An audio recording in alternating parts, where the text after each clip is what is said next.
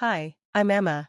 I was filled with excitement as I packed for what I thought would be an amazing family trip with my husband Tom and his family. It was meant to be our first trip together since getting married, and I was excited to join a tradition his family had been doing for years. My relationship with my mother-in-law, Sandra, had always been a bit distant ever since Tom moved in with me, but I hoped this trip would be a chance to finally get closer to her. As I zipped up my suitcase, Tom reassured me, "Don't worry, Emma, everything's taken care of. Mom and Dad always cover the trip expenses for everyone." But, the day before we were set to leave, Sandra asked me to join her in the kitchen for a quick chat. Her tone was casual, but her words were anything but. "Emma, I know you're new to the family, and I just want to clear something up," Sandra said, avoiding eye contact. "You're not really family yet, so you'll need to cover your own expenses for the trip." I felt a cold shock run through me, but Tom said the family expenses were covered. I replied, confused. Sandra waved her hand dismissively. "Well, that's for family. I'm sure you understand. It's only fair since you're still new to this." I tried to keep my cool, though her words stung. "I see. Thanks for letting me know, Sandra." As soon as she left the room, I called Tom, my hands shaking slightly as I held the phone. "Tom, your mom just told me I'm not considered family and have to pay for myself on the trip. Did you know about this?" There was a pause before Tom responded, his voice filled with anger. "What? No, she never mentioned that. That's not right, Emma." We talked it over and decided we couldn't just let this go. It wasn't just about the money, it was about the unfairness of it all. Later that night, as we lay in bed, Sandra's words still weighed heavily on my mind. Tom squeezed my hand and said, "We'll figure this out, Emma, together." Little did Sandra know, we had a plan brewing. A plan that would show her we wouldn't be pushed around or left out. We were ready to take a stand, right in the heart of this family tradition. The next morning at the airport, things were about to take an unexpected turn. As we drove there, the tension in the car was thick. Tom kept glancing at me, his jaw clenched, eyes flicking between the road and me. I could tell he was just as upset as I was, maybe even more. He reached over and squeezed my hand. "We're not letting this slide, Emma. What Mom said isn't okay." I nodded, my stomach in knots. "I know, it feels like she planned this, telling me at the last minute." "Yeah," Tom agreed with a heavy sigh, "the timing is cruel." After a pause, he added, "Listen, I have an idea." I looked at him, my curiosity piqued despite the weight in my chest. "What if we just go somewhere else, just the two of us?" Tom said, his voice cutting through the tension. "We can still go to the airport, but take a different flight." His idea echoed in my mind. At first, I was surprised, but then a feeling of excitement crept in. Was he really suggesting we ditch the family trip and go on our own adventure? "Exactly," Tom said, his eyes lighting up for the first time in days. "Let's book a flight to San Francisco. We've talked about going there forever." San Francisco? I thought about it. It was a bold, spontaneous move. It felt rebellious, but also completely right. It wasn't just about escaping the family vacation. It was about reclaiming our own space as a couple. "Let's do it, Tom. Let's take back our honeymoon phase that she tried to ruin." Tom pulled out his phone and started browsing flights while I drove. We found a flight to San Francisco, leaving at almost the same time as the family's flight to Hawaii. With just a few taps, our secret getaway was booked. "We'll still go to the airport with everyone," Tom planned aloud, like he was solving a puzzle. "We'll check in together, but when it's time to head to the gates, we'll make up an excuse to split off. Maybe we'll say we're grabbing coffee or something." I nodded, the plan coming together in my mind. "And then we just won't show up at their gate, we'll go to our gate instead."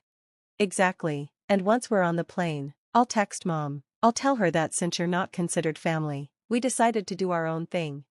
It was simple, bold, and empowering. That night, as we packed our bags, the sting of Sandra's words still lingered, but the thrill of our upcoming adventure overpowered it. We were really doing this.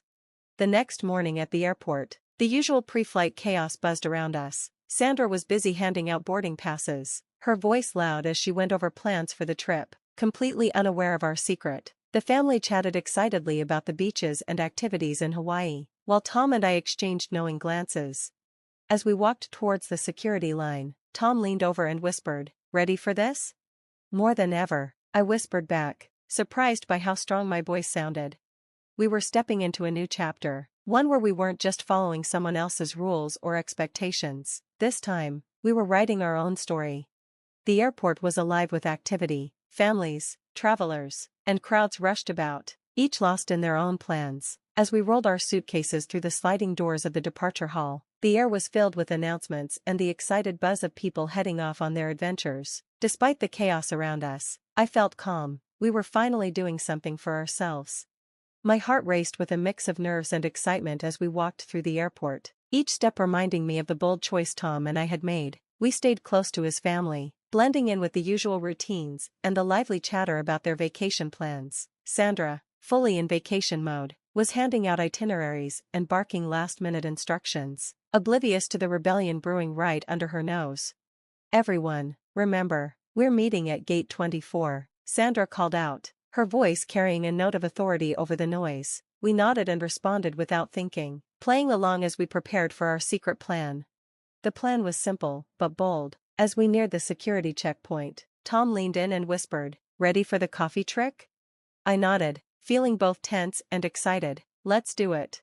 After clearing security, the family headed straight for gate 24, but Tom gently tugged my arm, leading me toward a nearby coffee shop. "We're just grabbing a quick coffee," he called out casually to the group. Sandra barely gave us a glance, too focused on gathering everyone at the gate.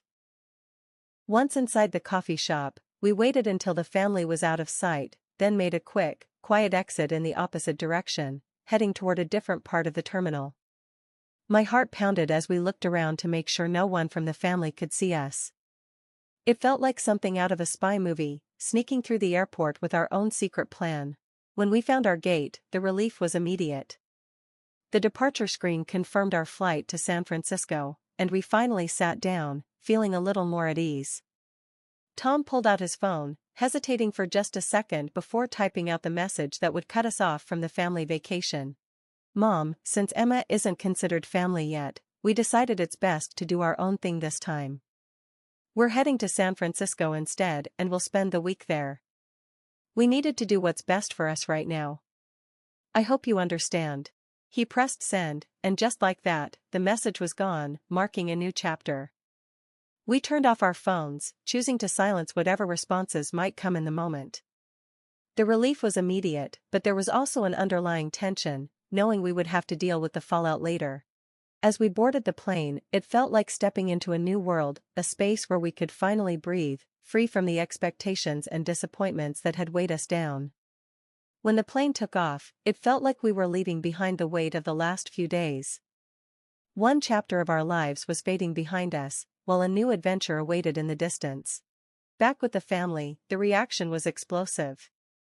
When Tom finally turned his phone back on, it buzzed non-stop with a flood of messages, confusion, outrage, disbelief. Texts from Sandra and other family members filled the screen, each one reacting to our decision. A mix of shock and accusations flooded Tom's phone. Sandra's messages stood out, sharp and filled with blame. "How could you embarrass me like this? This is irresponsible and utterly selfish."